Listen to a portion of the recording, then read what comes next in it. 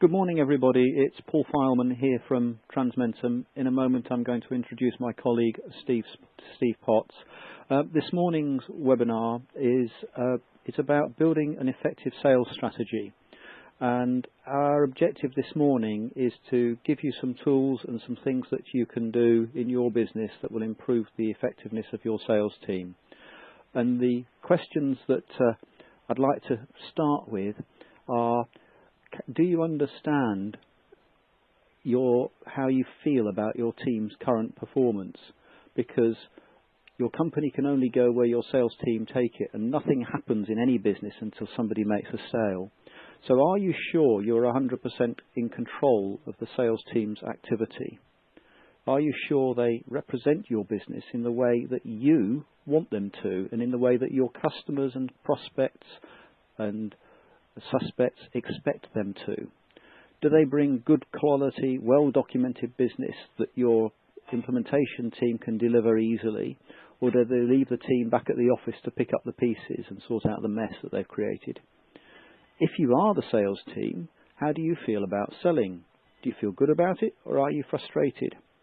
Do you have a clear strategy, established management processes, and are you getting the right things in front of the customer?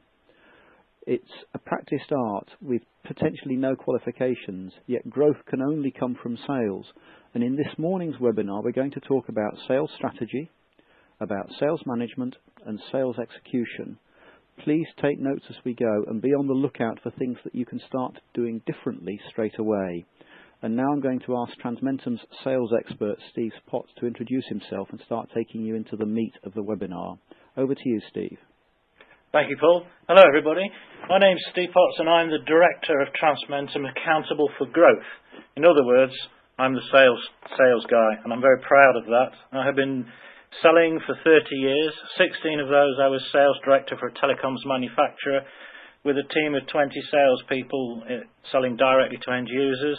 I managed a reseller channel of 40 resellers, and we sold that business in 2000 for 10 million. After that, I got a senior job at Cable & Wireless as National Sales Manager, selling big-ticket hosting solutions into the City of London, which, as you can imagine, was a lot of fun. Around about 2002, I got a European job with a US international internet service provider, and I ran a sales team there that launched Hosted Exchange, as it was called in those days, and SharePoint across an e-commerce platform across 8 European countries. I started my own business as a business coach and consultant in 2000, and my clients have included PLCs like Colt Telecom, Telstra, Carphone Warehouse, and the Pearson Group, who own the Financial Times and Penguin Publishing, and many IT resellers across the UK. We started Transmentum 2 years ago, which is when I met Paul and our colleague Adam, and we look to help IT resellers specifically increase their sales. Having said that, the presentation this morning, it doesn't matter what you're selling. I'm going to be talking about the basics of sales strategy and sales management. I'm going to share with you some selling tips that have served me well over the years. And I want to say I love salespeople. I enjoy working with salespeople. I enjoy managing salespeople. And one of the reasons is that is because without salespeople, businesses don't grow. And businesses, particularly in the SME world, below 500 million turnover, either grow or they die. And if you're a good audience and I get some interesting questions, at the very end of this webinar, I'm going to give you all a life-changing question. I'm going to give you a question that over the years has allowed me to earn a lot of money.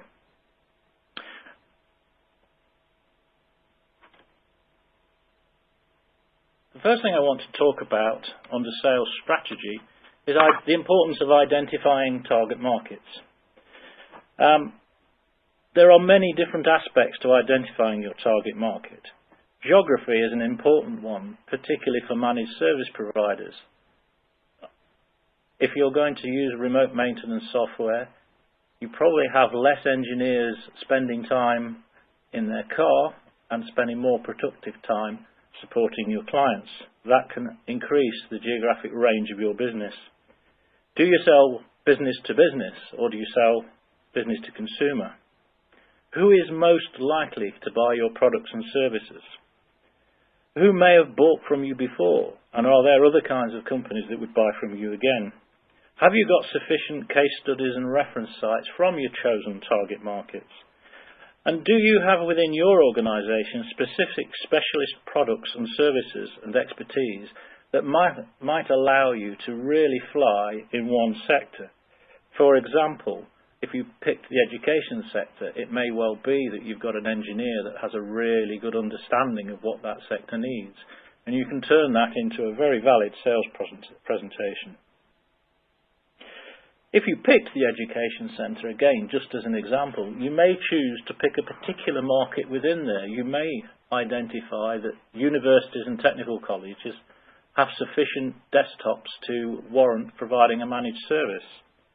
It may be that primary schools don't have the budget. And that can be true whether you're going to the auto sector or the manufacturing sector or the professional services sector.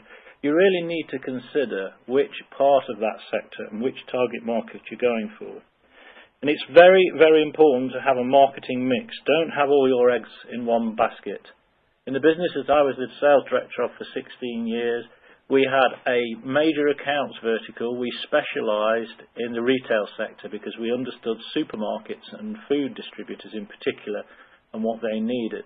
We had a general sales team that sold to any SME that we could find that would want to buy our products and services. And then we had a very specialist team of 2 people that sold to very, very large vendors. So it's important to have a mix, and I'm not suggesting you should just focus on one specific target market.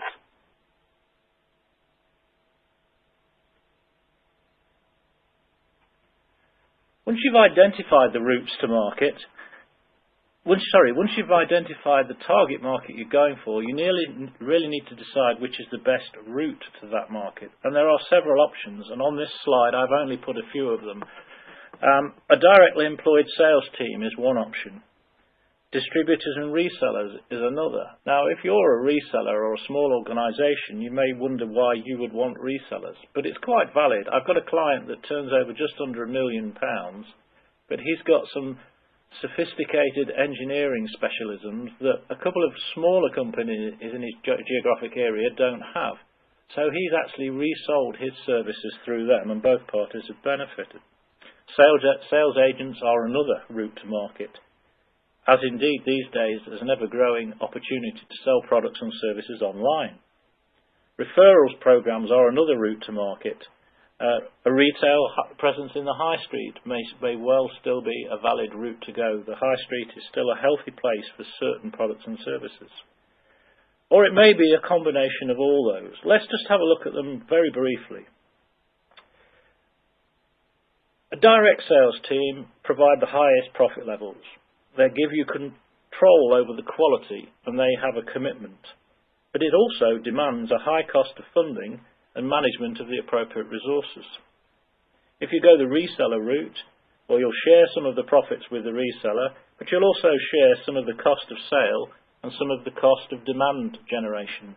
And what I mean by demand generation is putting a marketing plan together that generates inbound inquiries. A sales team is a very expensive asset, and you don't want them out knocking cold calling. You want them sitting in front of people who are going to buy. So a sound marketing plan in support of that sales team is essential. Sales agents are a very, very low cost of sale.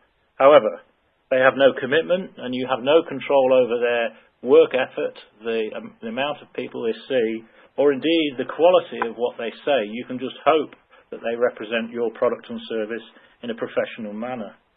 Online sales has a very, very low cost of sale, but a very, very high cost of demand generation.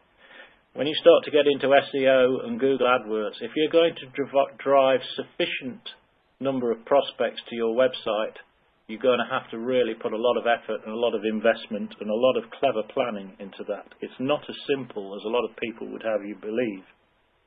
Referrals is a very low cost of sale and usually works with existing customers.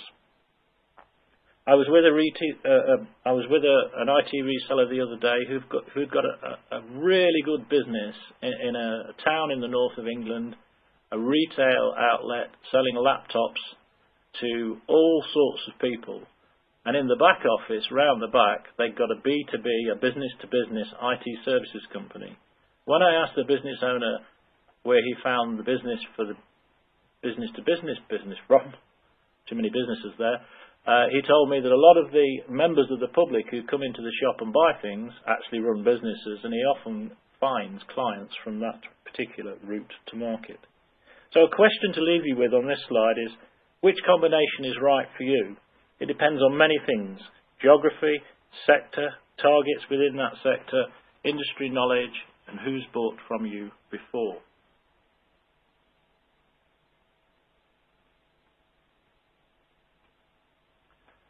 Something that's very important, and I find in these days is often missed, is it's very important to have a revenue-generating supplier policy.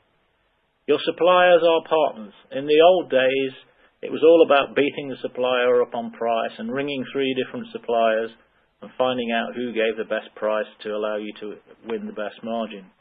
These days, we need to be looking more and more for partnership. Partnerships that will endure for years to come. Select your partners very carefully. Check out the ones that have got complementary relationships. For example, Kaseya, who do remote maintenance software, often work alongside Autotask, who do the help desk. I've been to many exhibitions where the Autotask and Kaseya salespeople are working together.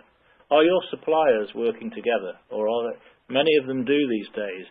Understand those relationships and leverage them. Does the supplier you're looking for have comprehensive APIs, Application Programmers Interface? This is a document that allows one package to link to another. If you're going to start selling remote maintenance software, does it link into your Sage or CRM systems? It's important to look and find out how all of these systems fit together in the package of services that you offer. And how good is the product training? Do you get the kind of support that you need from your supplier? So have a good, long, hard think about your supplier strategy, because it is actually key to having a successful sales strategy. I'd like to talk for a few minutes about what selling is all about and understanding what selling is all about. And the first thing I want to do is I want to dismiss a myth that I hear time and time again, particularly in the technology sector. People are constantly, particularly in the days of cloud, talking about educating the market. You cannot educate the market. You may, if you're Microsoft, spend millions and millions of pounds communicating with the market, but the market can't be educated because they don't care. I'm a candlestick maker from Yorkshire. I'm not interested in MSP and cloud and all that technology. All I'm interested in is how can I make more candles more efficiently and sell more of them and make more profit. They don't have time to learn about the technology. They don't want to know about the technology. My candlestick maker wants to make more candles faster. And a lot of them won't be able to understand. And one of the things that many salespeople miss is that's the very reason you've been invited to see the prospect, to help them understand how the technology can drive their business. So the next time you hear a colleague talk about educating the market, give them a kick under the table, because it can't be done. And in my 30 years, I've never met anybody other than a few people like Microsoft who've got the budget to educate the market. It's just too big a task for all of us on this call to achieve.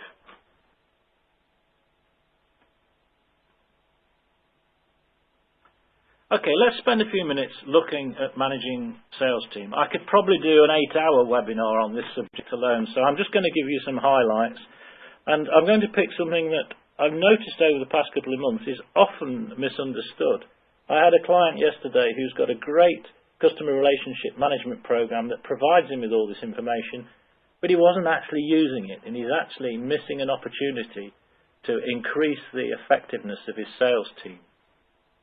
The first thing I want to talk about is what is a closing ratio. I did some research on the internet the other day, and it's often misquoted. A closing ratio for me is simply defined as the number of completed sales that a person makes, that means a signed deal, in relation to the number of sales presentations or sales meeting that he or she makes to a qualified prospect. Later in this webinar, I'm going to talk about qualification, but you need your salespeople talking to people who are going to buy, and I'm going to give you some tools to identify the ones that are going to buy and the ones that aren't going to buy. So what closing ratios should I expect from a sales team?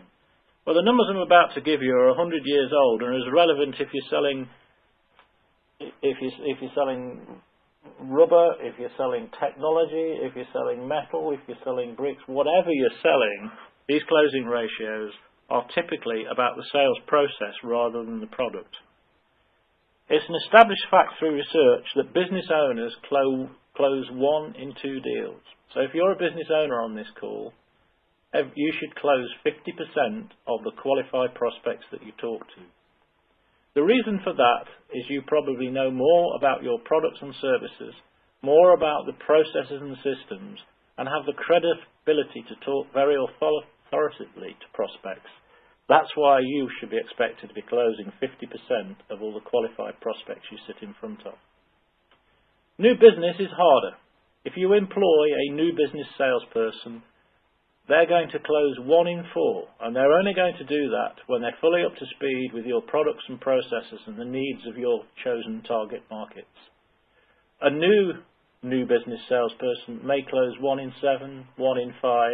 As they get better, after 3 or 4 months, their closing ratio should get down to 1 in 4, which is your goal. And one of the reasons for that is that they have to break buying chains in many occasions. Many people have already got a supplier for your product and service, and the new business salesperson has to break into that new buying chain or compete with somebody selling something similar to yourself. Account managers, they close usually 1 in 3. They're selling to existing people, and it's a little bit easier to sell to existing people because they've already bought your company, your service delivery team, and they're already on board with what it is that you offer.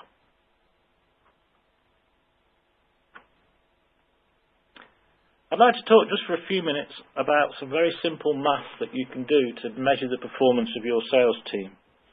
Pipeline value is on a month-by-month or week-by-week basis the estimated value of the qualified prospects that your sales team are talking to.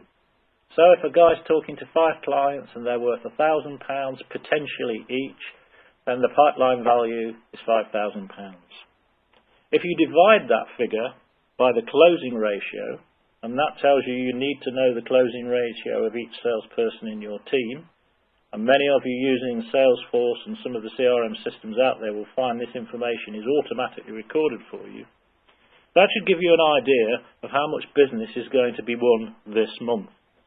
So, if the salesperson's target is £10,000, they need on a month-by-month basis a pipeline value of 30,000 if they're a 1 in 3 person, 50,000 if they're a 1 in 5 person, and 70,000 if they're a 1 in 7 person.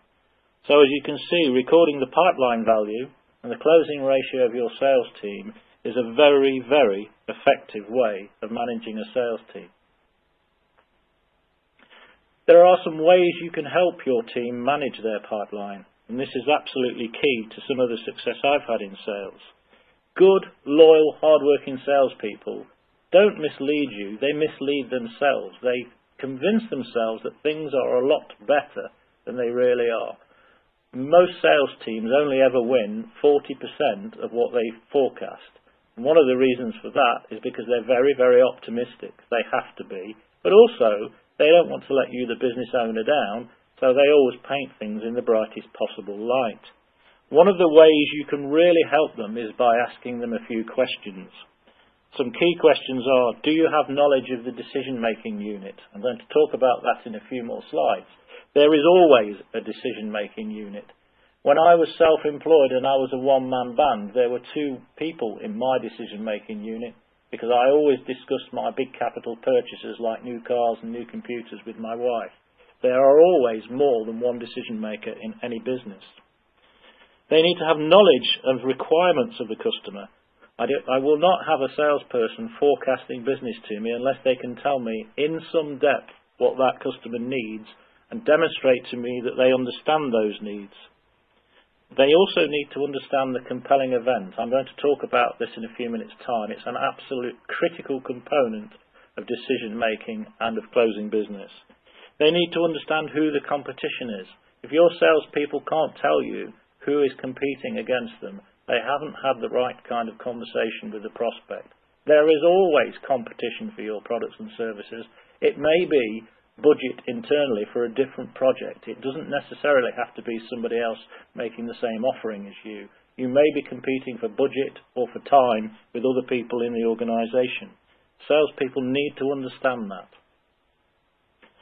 The final thing when managing a pipeline is there needs to be a rational assessment of the chance of winning the deal. And only the salesperson who's met the client or customer can do that. Use the time of managing the pipeline to communicate, to educate and to motivate your sales team. It's your opportunity to be a positive influence on closing business. So who said what? What are the compelling events? What are the next steps? What are the dates for the next meeting? Who are the competition? These are all questions that you can ask to help your team deliver. And remember, if you set your sales team targets, targets must be believable to be achievable.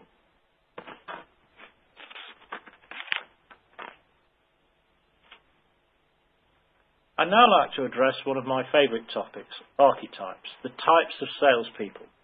There are a plethora of different kinds of salespeople doing different functions in many, many organisations. But fundamentally, they come down to two particular types of people, and they are very, very different. I'm going to take you into an area now that many of our clients make a mistake about this particular aspect of sales. Let's first of all talk about hunters. They focus on the acquisition of new clients. If you want to grow your business, hire a hunter, but be very careful. They're very dangerous animals and they can bite. You need to keep them hungry, reward them generously, or else they may eat your time up. Their job is to find new business, bring it in, and move on to the next hunt. So pay them on order. Don't pay them on invoice or delivery. Delivering your services and supporting it is somebody else's job.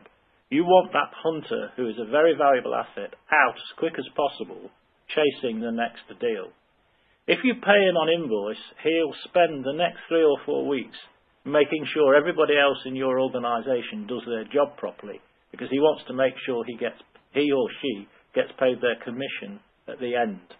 So I always paid my salespeople when they brought an order in. It had to be a clean order, and it had to be accepted by the delivery team, and it had to have all the paperwork in order. But as soon as the delivery team took acceptance of that, I wanted the salesperson back out in the field, bringing the next one in. Only once in 16 years did I have to pay a salesman commission on a deal that wasn't invoiced, and that wasn't the salesperson's fault. It was because the business went out of business halfway through the deal through circumstances we could never have predicted.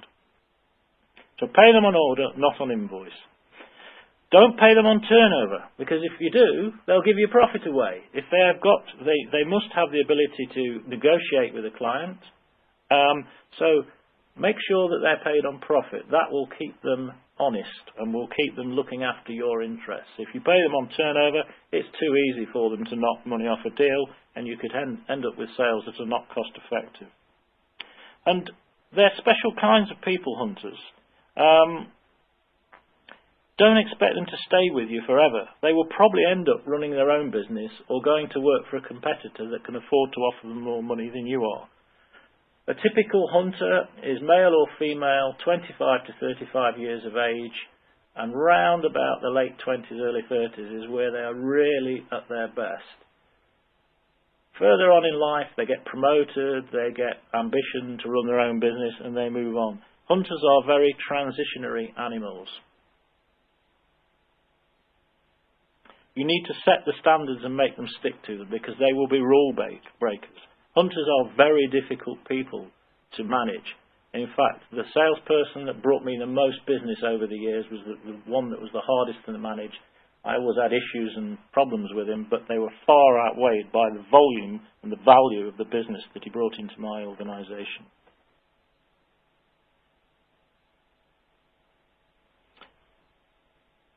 There's no room in any organisation for pushy, arrogant salespeople. You need to look for people who are professional. And one of the ways of doing that, when you interview these hunters, these special people, you need to make sure that their values, their moral compass is the same as yours.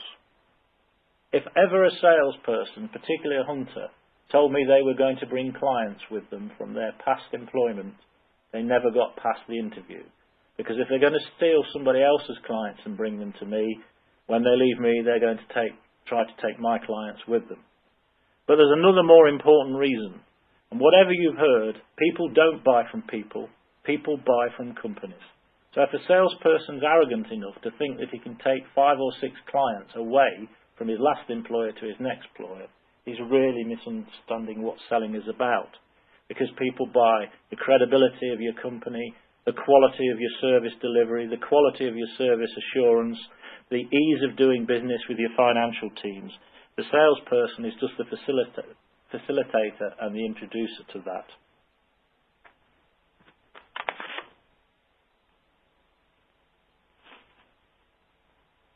Farmers, they focus on retaining clients and winning incremental business.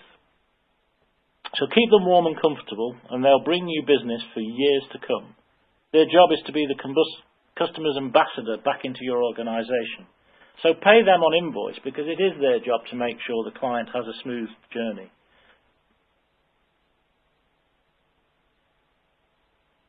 And you can expect farmers to stay with you for a long, long time. Farmers are usually very loyal, very settled, and are different kind of characters from hunters.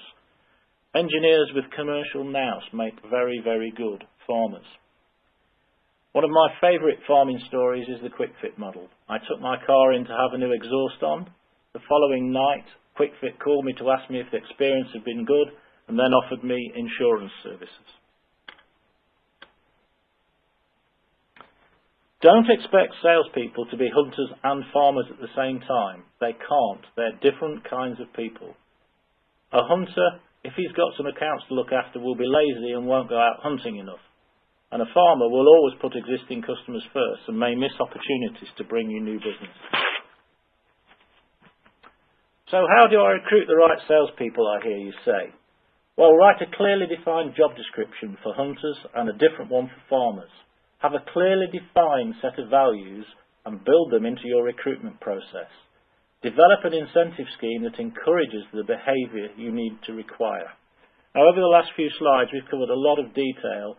There is some supporting document on this web link on the members portal where you can download white papers about recruiting these people, about how to manage them, how to manage their pipelines. Let's very quickly look at professional sales behaviour. I asked a client in the IT sector a couple of weeks ago what he thought defined the good salesperson, and his answer was this. They must be good at talking, they need to be persuasive and assertive, they must be able to present every aspect of their product in great detail, and they must know how to close a deal at the right moment. That is completely wrong. This is what the salesperson that will generate growth looks like. First of all, they must be good at listening.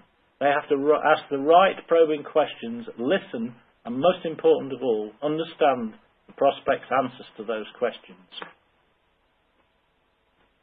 They need to be caring and empathetic, and they need to be thinking all the time about what the client or the prospect is looking for and what they need. It's not about how good you are or how good your services are. It's about how your services can help them, in my example earlier, make more candles more profitably. They must be able to understand the customer's business needs. It's not all about knowing about your products and services. We can bring engineers and technical people in to support the sale. The salesperson's skills must be focused on doing business. And they must know how to identify the compelling event, which again I'm going to talk about in a moment, and deliver a credible solution. So let's very quickly introduce the sales execution process.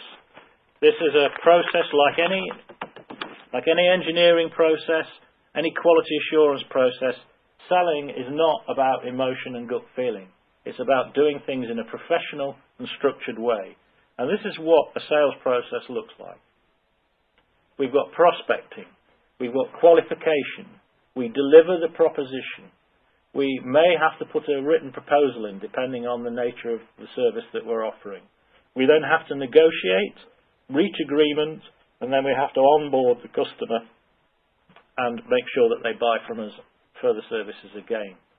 Underpinning all of those sections are credibility. We must establish our credibility at every step, and we are always closing. Closing is not an event, it's a process.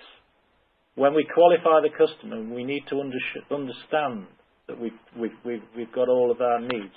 So is there anything else that you need to ask me? Is there anything else that I need to understand before I start telling what my solution is?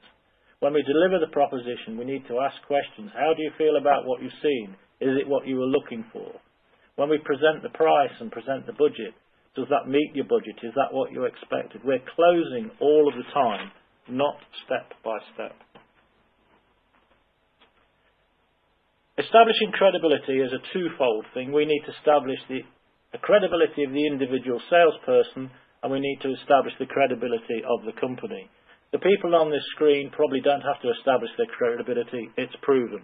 However, your sales team and your company probably don't enjoy that kind of global recognition just yet, although some of you may do in the future.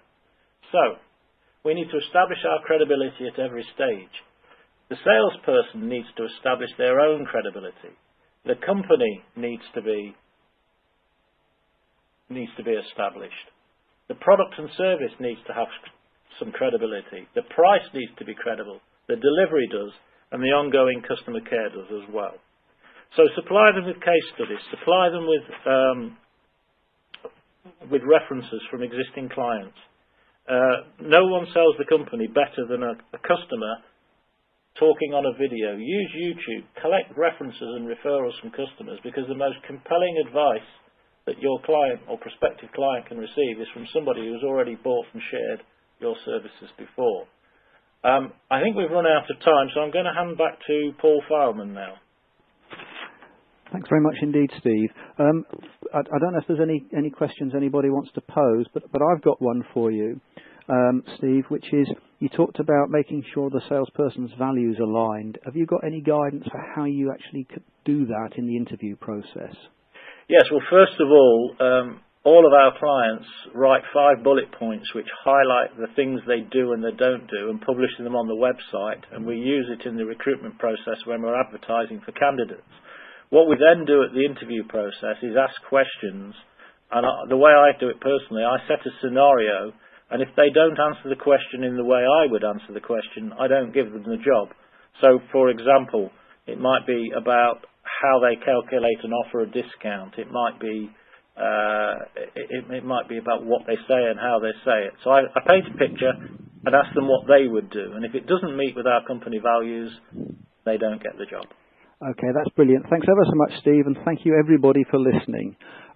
We're from Transmentum. If you want to know more about us, you'll find us on the web, and I believe there's some downloads that Kaseya have arranged for you to get access to. Cheers. Goodbye now. Goodbye. Thank you.